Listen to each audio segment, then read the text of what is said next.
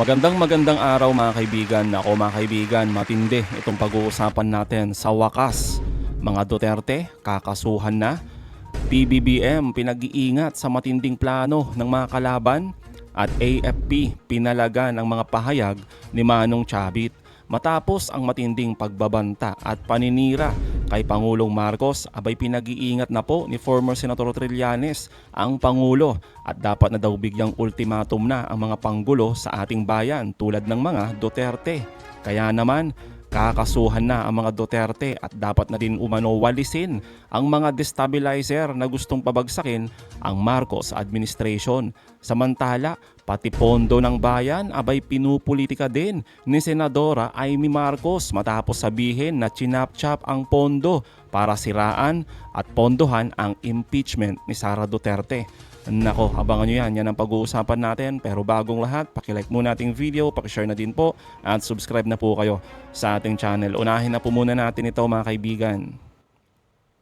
Hindi raw bahagi ng usapang 2026 budget ang impeachment ni Vice President Sara Duterte. Kasunod yan ang paratang ni Senator Amy Marcos na chinap-chap daw ang budget para magkasa ng mga aksyon sa impeachment laban sa bise. Pero giit ni Senate Finance Committee Chair Win Gatchalian, nakatutok lang ang mga mambabatas sa usapang pondo. Kanya-kanyang bao, kanya-kanyang theory. No? So, I cannot comment on her theory. Well, in my case, hindi namin napag-usapan ng impeachment, hindi namin napag-usapan ng political side of things. No? Ang pinag-usapan lang namin is yung budgetary requirements as well as yung impact to the people. In-impeach ng Kamara si VP Sara noong February 2025, kaugnay ng paglustay niya umano sa public funds. Pero kalaunay, in-archive ng Senado ang reklamo. Kasunod ng desisyon ng Korte Suprema na unconstitutional ang naging proseso nito. Nako mga kaibigan, no, pati pondo ng bayan gagamitin talaga no, para gawing dahilan para siraan umano ang Vice Presidente. Grabe naman na magparatang itong si Manang Amy, no mga kaibigan. Basta masira lang ang kanyang kapatid. Kanyang kapatid na si Pangulong Marcos. At paboran naman ang kanyang mga among Duterte, abay sige lang. Kaya naman mga kaibigan, dahil nga sa kaliwat ka ng paninira at talagang itong 2026 mga kaibigan abay patuloy ang panawagan na pabagsakin ang gobyerno ni Pangulong Marcos. Tulad na lamang nito mga kaibigan, itong pinapakalat na naman na bago ni Amy Marcos. Ito, sabi niya, Senator Amy, sa drug use issue ni PBBM, nakaka-nervyos na daw. Walang sawa mga kaibigan, no? Na issue yan, yung pagiging bangag daw ng ating Pangulo. Grabe. Wala naman silang ebidensya pero patuloy pa din yung ganyang issue na naratibo. Tapos mga kaibigan, tulad na lamang sa pahayag ni Manong Chavit na sigurado na daw na babagsak na ang Pangulong Marcos. Kaya naman mga kaibigan, hindi papayag si former Senator Trillanes na muling makabalik itong mga maka-Duterte, lalong-lalo na syempre itong si Sara Duterte sa kapangyarihan. Dahil dito mga kaibigan, pakinggan nyo to. Pagka hindi mapanagot yung mga Dutertes itong 2026, palakas na yan sila ng palakas in the lead up to the 2028 elections. And ito lang, just to be clear,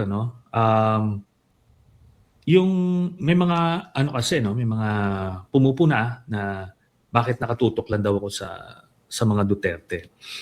Ako kasi, single-minded ang focus ko. I only have two hands and wala pa akong posisyon. Ang single-minded focus ko is to prevent the Dutertes na makabalik sa poder. And yun.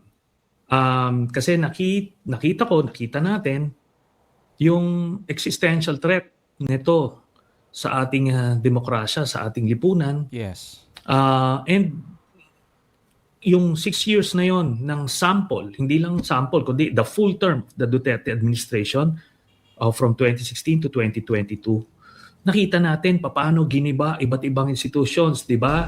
Media, yung Inquirer, Rappler, ABS-CBN, tapos paano nila pinalaganap yung fake news para gibain yung mga kalaban nila sa politika. Totoo. Even the church, kinurap nila, tinakot, civil society, intimidate everybody else.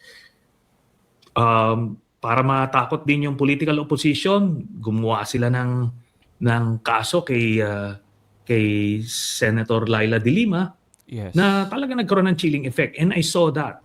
So in my case, sinubukan din akong papatay, pakulong, lahat. Grabe. Ngayon, I don't want to go through that anymore. Pero ngayon, alam na natin. Di ba? So itong ginagawa, expose through the impeachment, itong mga various cases na ipafile. By the way, we will be filing draft cases again kay Sara Duterte itong January. Yun. Ito yung aside from the plunder case Plunder, yeah. that was filed before. So ibang mga na-commit na krimen.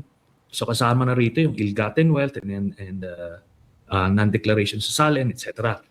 So pa-file yan. Tapos sa February, ito na, lalapse na yung 1-year ban. So magpa-file na ulit ng impeachment laban kay Sara. Mga civil society and church leaders, again, ang mangunguna rito sa pag-file nito. So parte yan nung pag-expose sa kanila na hopefully makilala ng mga kababayan natin yung tunay na pagkatao nila. Alam nyo mga kaibigan, no? Kaya galit na galit ang mga Maka-Duterte dito kay Senator Trillanes, no? Talagang hinaharang niya at pinaglalaban niya talaga itong ating bayan. Lalong-lalo na tayo, ng mga kababayan niya, taong bayan, na talagang sana wag makabalik itong mga Maka-Duterte. Lalong-lalo na itong mga Duterte sa kapangyarihan. Yan po yung gustong ipaabot sa atin ni former Senator Trillanes. Talagang hinaharang niya. Oo. Tulad na lamang nito mga kaibigan na mantakin nyo to. Oo. Ayan, no, kung si Sara Duterte ang presidente, ang Speaker of the House ay si Pulong, malamang daw ay si Baste ay DILG Secretary. Tapos magro-rotate lang daw sila. Tapos umiikot lang yung kapangyarihan sa kanila hanggang kay Kitty daw. Nako mga kaibigan, no? Grabe yan. Hanggang kay Kitty. Oo, Diyos ko po, kawawang Pilipinas. Oo. Kaya tama lang itong ginagawa ni former Senator Trillanes. Kaya agree ako dito mga kaibigan sa analysis ni Trillanes. Kaya ano ba dapat ang matinding aksyon ni Pangulong Marcos dito? Eto mga kaibigan, pakinggan natin to. Ang nakikita ko rito, one way to reverse the situation is kailangan niya ng he needs to go on full-on offensive against the enemies of the state, not only the enemies of his administration, but the enemies of the state, Tama. specifically those who are working on his ouster. Kasi pagka political dissent lang, okay yan sa democratic space. Pero yung talagang papabagsakin mo na yung gobyerno, yung administrasyon, kalabang ka na ng Estado. And alam niyan dapat ng mga gumagawa nito. So in this case, hand in hand, you have to deal with the enemy na nagpapabagsak sa'yo strongly, no? Wala na yung appeasement kasi hindi naman sila nadadaan doon. Totoo naman. Pangalawa, hand in hand, kailangan niya nang i-deliver yung mga pangako na governance, di ba? Yan. Alam mo, one thing na hindi nila na-optimize, significantly bumaba na yung presyo ng bigas, from Totoo. 50 plus nung tail end nung Duterte administration. Ngayon nasa 28 pesos may makukuha ka na medyo quality ng bigas. Ang laking diferensya nun. That's a 25 peso difference. Dapat hina-highlight nila yon. Ang problema kasi is tinutukan niya itong parang siya yung naging muka nung corruption ng administration kasi siya yung palaging humaharap doon sa Kaya issue nga, na yan. Dapat yan, pabigay na nila doon nung una sa ICI pero pumalpak yung ICI, hindi nila ginawa yung trabaho nila. Dapat, ito na ngayon, ipaubaya niya na sa ombudsman yung issue na yan. Alam nyo mga kaibigan, agree ako dito sa sinasabi ni former Senator Trillanes. Dapat talaga ipaubaya ni President Marcos kay Ombudsman Rimulya itong mga pagpapakulong dito sa mga kawatan, itong mga korap na politiko. Oo, kasi nga mga kaibigan, yung sisi lagi na lang sa Pangulo samantalang trabaho naman ito ni Ombudsman Remulla. Lalo na, 'di ba mga kaibigan, siya yung nangako-ngako nung nakaraang taon, 'di ba? Tapos nung hindi natupad, si Pangulong Marcos yung nasisisi, binabakbakan. Di po ba?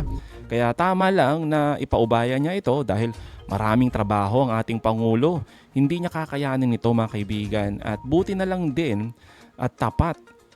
Tapat itong AFP. At talagang nanindigan para sa taong bayan at sa ating Pangulo. Sinagot po kasi nila yung mga pahayag ni Manong Chavit tungkol sa pagpapatalsik sa ating Pangulo. Pakinggan po natin ito mga kaibigan. We have taken note of the public statements made by former Ilocos Sur Governor Luis Chavit Singson yesterday, January 5. The Armed Forces of the Philippines maintains its unwavering adherence to the 1987 Constitution, specifically Article 2, Section 3, which explicitly declares civilian authority is at all times supreme over the military. The Armed Forces of the Philippines operates strictly within the chain of command that is anchored on this supremacy. We perform our duties under this civilian authority, which directs the military's establishment in the execution of our mandate. It is in this specific context that the Armed Forces of the Philippines fulfill our role as a protector of the people and the state by remaining disciplined, professional, and united. The Armed Forces of the Philippines ensures that our force is employed solely for its constitutional goals to secure the sovereignty of the state and the integrity of the national territory. Ang panawagan po sa Sandatahang Lakas ng Pilipinas ay malinaw ang sagot. Sundin natin ang saligang batas. Malinaw naman, 'di ba mga kaibigan, at tama ang naging pahayag ng AFP na mananatili silang tapat sa taong bayan at sa lehitimong gobyerno ni Pangulong Marcos. Sa gitna kasi mga kaibigan ng panawagan ng mga Duterte na patalsikin ang Pangulo. Kaya mahalaga mga kaibigan ang tindig ng AFP dito. Hindi sila nagpapagamit at ginagawang instrumento ng mga politika at may mga pansariling interes lang. Sa halip, malinaw nilang pinili ang panig ng batas, sibilyang pamumuno at kapayapaan ng ating bayan. Siyempre, pinili nila ang taong bayan mga kaibigan. Sa isang demokratikong bansa kasi mga kaibigan, may tamang proseso ang pagtutol tulad sa eleksyon, kongreso, sa korte, even ang presidente natin, di ba? Hindi baril hindi tangke. At lalong hindi kodita ang solusyon kung may malaking problema ang bansa natin. Ang pahayag mga kaibigan ng AFP ay paalala lang na ang demokrasya ay buhay sa ating bayan. At hindi ito basta-basta matitinag ng mga irresponsableng panawagan na tara na sa kalsada magkudeta kayong mga sundalo sumama na kayo pabagsakin ng Pangulo. Naku mga kaibigan, hindi po pwede yan. Di ba? Alam nyo kasi mga kaibigan, sa huli, ang tunay na lakas ng bansa ay hindi nasusukat sa kakayahang pabagsakin ng gobyerno, kundi sa kakayahang igalang ang batas. Di po ba? At sa pagkakataong ito, tama ang panig na pinili ng AFP. At kung babalikan naman natin mga kaibigan ang kasaysayan, wala rin namang malinaw na patunay na may pangmatagalang mabuting na idulot. Di ba? Ang panghihimasok ng AFP sa politika. Gaya na lamang mga kaibigan ng EDSA 1 at EDSA 2. Diba mga kaibigan? Kaya tama lang yung naging desisyon at pagpanig ng AFP na piliin pa rin ang taong bayan. At hindi sila nakikinig sa kung anumang mga interes, mga pansariling interes at kung yung mga laro nila sa politika. So mga kaibigan, anong masasabi nyo patungkol dito? Comment down below. Again mga kaibigan, huwag nyo kalimutan, i-like at i-share itong mga videos. Hanggang sa muli, kita-kita ulit tayo mga kaibigan.